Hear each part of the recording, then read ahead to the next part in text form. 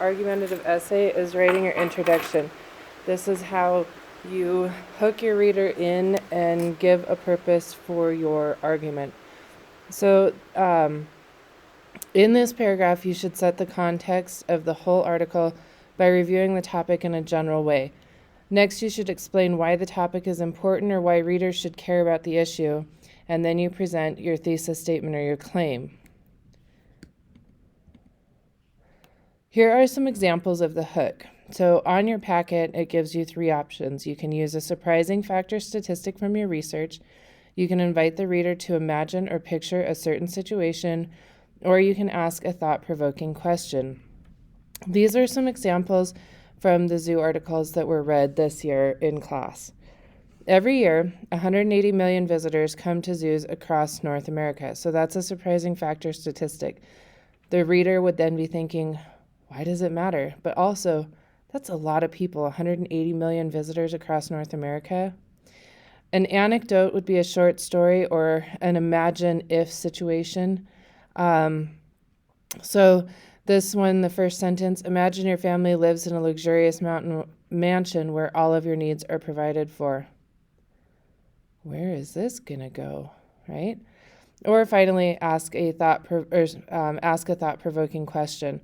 So remember, these are the questions that if you're going to do this, which it can be rather difficult to do this well, but if you're going to do this, it needs to be a well thought out question that leaves your reader thinking, not a simple yes or no. Have you ever been to a zoo? No. Do you ever want to work in a zoo? No. What's your favorite animal? Heck no. Okay, so you want something that gets your reader thinking.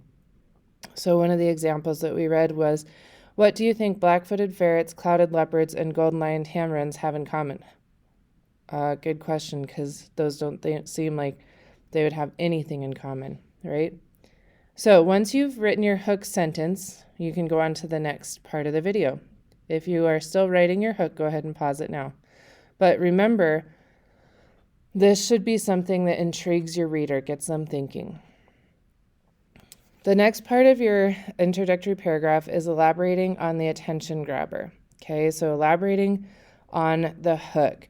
So what you see on this slide is that I have taken that first sentence that was on the previous slide and I have made it itty bitty teeny tiny so that you can see how they have elaborated on that, how they've continued to explain. So first one, the hook is every year 180 million visitors come to zoos across North America.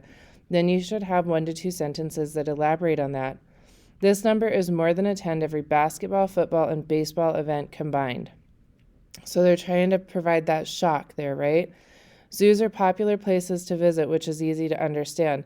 But are the zoos the best place for animals to live? So in this example, they're elaborating and then they're asking a good, meaty question. For the anecdote example, imagine your family lives in a luxurious mansion where all of your needs are provided for. So the hook, you go, well, what does that have anything to do with zoos? Suddenly you are taken from your home and shipped to an unknown place where people come to gawk at you because they think they are learning something. Sometimes you are even forced to perform. Okay, now you've got my attention. Ask a thought-provoking question. What do you think black-footed ferrets, clouded leopards, and golden-lion tamarins have in common? Now they're going to give information on that. See, this is why you can't just use a yes or no question. All three of these animal species are critically endangered. All three have been helped by people working with zoos. Zoos in North America do much more than just provide families with a sunny Saturday trip. So they're giving you food for thought there. And then the last thing that you do is you state your claim. Now, whether you're doing whatever topic you are, with the evidence log, you should have your claim written down. So you should be able to copy your claim from the evidence log, and maybe you change it up a little bit, but you really can just leave it as zoos should exist because or zoos should not exist because, and then what your two reasons are. So here are some examples. Zoos fulfill an important role for the future by educating the public and conserving the species, or conserving species. So I know in that first example that the whole rest of the paper is going to be about educating and conserving. Next, Zoos jail their inhabitants and pass on faulty knowledge. Instead, they should preserve animals and treat them with reverence. So the whole thing is going to be about how I would assume this one's going to be about the size of the enclosures and maybe how they're treated, and then also what that faulty knowledge is. So this is kind of the opposite of that first one, where now they're talking about how they don't really educate that well. The third one is keeping wild animals in captivity has no place for our future, no place in our future. This one, is going to be a little tricky. I'm not 100% certain where the rest of the essay is going to go, but it's going to definitely be against keeping animals in captivity. And then the final one, zoologists are able to study a variety of animals while also allowing the general public to get up close and learn about them as well. So the whole paper then should be about research. And, if you're talking about the general public getting up close, I think it's going to focus a lot here on the education side, learning about them, okay? So putting it all together, here are two examples of how that introductory paragraph should look. And remember, whenever we start a paragraph, we indent, okay?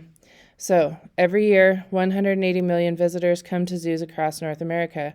This number is more than attend every basketball, football, and baseball event combined. Zoos are popular places to visit, which is easy to understand. But are zoos the best place for animals to live? Zoos jail their inhabitants and pass on faulty knowledge. Instead, they should preserve animals and treat them with reverence. Example 2. What do you think black-footed ferrets, clouded leopards, and golden-lion tamarins have in common? All three of these animal species are critically endangered. All three have been helped by people working with the zoos. Zoos in North America do much more than just provide families with sunny Saturday trip. Zoos fulfill an important role for the future by educating the public and conserving species. That would be your first paragraph, and then you should be able to go on to your plan now and put this all together. So you're looking at this very first paragraph, this introductory paragraph, okay? And remember, you're just jotting down notes. So this one, you might want to write it in complete sentences, but you just need to make sure that you have a clear idea of what you're going to say there.